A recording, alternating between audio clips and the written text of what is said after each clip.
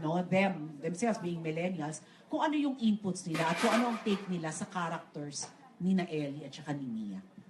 Ayun. Yes, question po. Syempre from God. Thank you po, Inang. Maraming salamat po. Kuya Alan.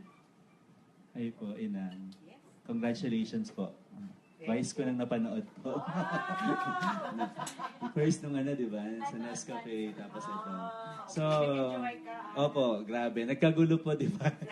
Gusto ko lang po itanong, I don't know, pero hindi naman po para ano yung story, di ba? Parang how you do it po. Yung last part na kung saan you encourage both of them. Nagkagulo yung lahat ng tao. And finally daw po, how you do it po? Medyo nahirapan po ba kayo? Kasi first time nilang gagawin on big screen yung eksena na yun. Or parang may ilang part po ba dun sa dalawa? Pwedeng pakikwento po kung ano yung sitwasyon. Ako from the beginning of the project,